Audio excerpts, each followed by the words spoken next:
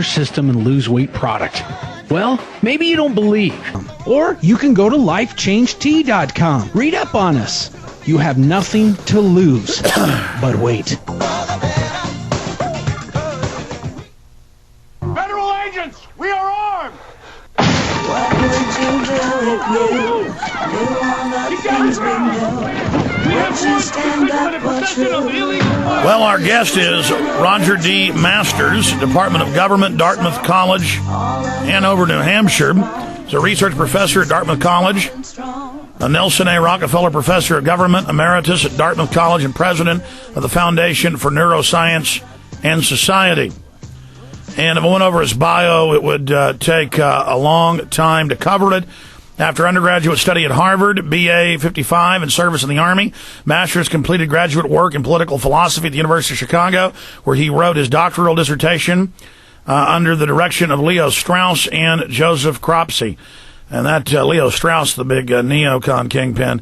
The central theme of master's work is the philosophic and scientific exploration of the role of human nature in political and social behavior. Now, there's so much about this guy. His bio is about 100 pages long that for the next hour we have him. I just want to let him introduce himself and tell you the stuff about him he thinks you should know. And then I want to get into one of his big areas of research and documenting is the fact that when they started putting fluoride and different derivatives of it in the water supply and why they do that. And what the facts are, you can go check for yourselves. And, of course, his work ties into why is lawn fertilizer different than crop fertilizer? Well, why do they say with lawn fertilizer, don't put it on crops or your garden? Because it's toxic waste.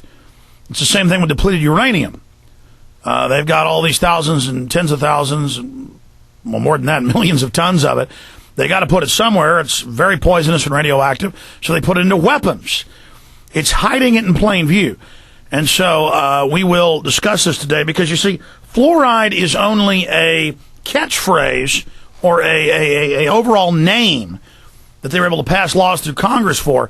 It's what goes along with what you know as fluoride in the water, and that's what he is an expert on, among other things. And so we're very honored to have Roger D. Masters on with us today. Thanks for coming on, Professor. It's my pleasure. I thank you very much for inviting me. I appreciate it a great deal. You bet. How did somebody who was under Leo Strauss get into the work of trying to warn people about fluoride in the water? Well, Strauss was an amazing thinker, and he wanted us to read a great book to try and find out what that writer, whether it was Rousseau or Plato or whoever, what he was really trying to say that might be true, because the whole point about Western civilization is that we're a civilization that uses science to try and find out what is nature and human nature, what's the truth about it. And after a certain time, I realized that I was teaching all these old books like Plato or Rousseau, and that sometimes modern biology was, or modern science, was showing that what they were saying in these books was false. And I thought, gee, I got to tell people that this book, John Locke saying that the brain is a blank slate. Well, your brain isn't a blank slate. It's a much more complicated piece of meat than that. And I thought, gee, I got to explain that's wrong. Or Rousseau says humans were originally individuals running around all alone in the state of nature. And then I read about the chimpanzees, and they're not like that. Oh, I got to explain he was wrong. And so I've been working on that for a long time, and one thing leads to another. How did you get into research on, at the end of the Manhattan Project, dumping it in the water supply? I want to start at the beginning and walk through that, but first tell us what in your research led you to the mass chemical poisoning of the population. What happened was I started thinking in just general terms about biology and human nature, and I went to a conference, and I heard a retired oil executive named Brett Hodges from California give a presentation on how violent criminals have high levels of either lead or manganese in their blood. And this was very interesting to me, that we were putting pollution in the environment, and everybody says, lead toys are bad, and so pollution is bad, but they don't talk about how it might change the chemistry chemistry of your brain.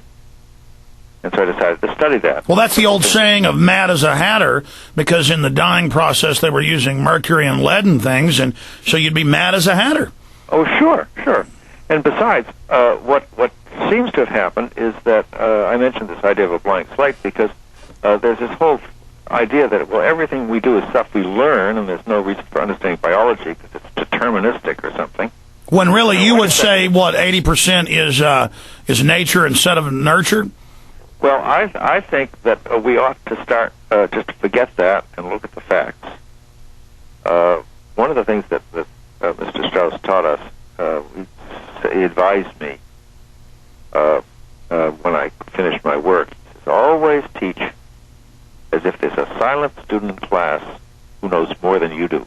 He wasn't an ideologist himself. Some of his students were, but if you imagine that, I have to imagine that there are some of your listeners who are going to know more than I do.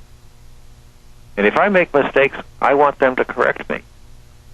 Because I think what makes our civilization special is this possibility of an open-minded study, so that if the government says, oh, it's a great thing to fluoridate water, and I come across the discovery, wait a second, what counts is which chemical you use, and we got to relook at that and not just use one word, but say, wait a second, what are we actually doing? What's the science of it? So you're talking about kind of the private individual mass consciousness or private intelligence agency where we all integrate our own research and then almost have our own private research going on, which then brings it all to a higher level.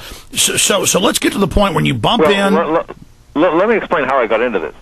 That is, I started to look at pollution with lead and manganese, and I had to figure out, well, what does lead do to the brain? Now, lead has an effect on a particular chemical in the brain, a neurotransmitter called dopamine. And if you have a disturbance, dopamine is the chemical that works all the centers of your brain. They're involved in making judgments. It controls impulsiveness until you decide what's a good thing to do. And so I realized that there was a science about this that Americans had to know about.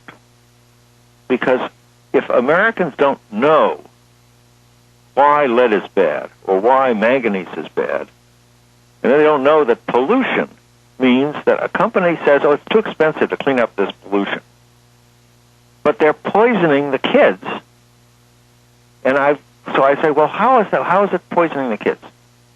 And so I began to do studies. And this is a simple study. There are some counties in the United States where the EPA reports there's lead pollution, and other counties where they report there's manganese pollution. And I said, well, what kind of behavior is connected with lead pollution that we can measure? Well, I remember, Fred Hodges said violent crime, right? Well, we got good data on violent crime. We keep track of how many people kill other people. And so you can take the data on where areas have more lead contamination, and then you look at the areas where they have crime statistics, and voila, they lay over each other quite nicely, don't they? Absolutely. To give you one example of that, which is just fantastic, we did something that was right when we banned leaded gasoline. Because when we banned leaded gasoline, it had the effect of reducing the crime rate. But not right away. Crime rate dropped in 1991. It was when the first generation of kids whose mothers weren't exposed to lead when they were pregnant. And they weren't exposed anymore so much because there was no more leaded gas. And that first generation, when they got to be 17 or 18, their criminal behavior just dropped way off. And for those that don't know, in the 70s and 80s, it was just liquor store robberies, murder. The murder rate was a lot higher. I mean, it was really dangerous. Absolutely. And the cars were driving around shooting lead out the back. That's right. Which makes you violent in every thousands of studies.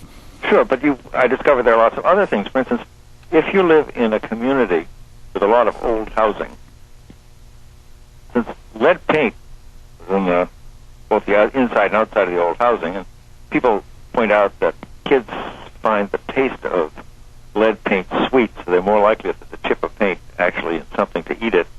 But it's also true that, for instance, in the Ninth Ward of New Orleans, which was reputed to be terribly violent, must have heard of that, there's a scientist down there who who did some work, and he found out that the big source of lead in the kids down there in Ninth Ward was the grass strip between the sidewalk and the street.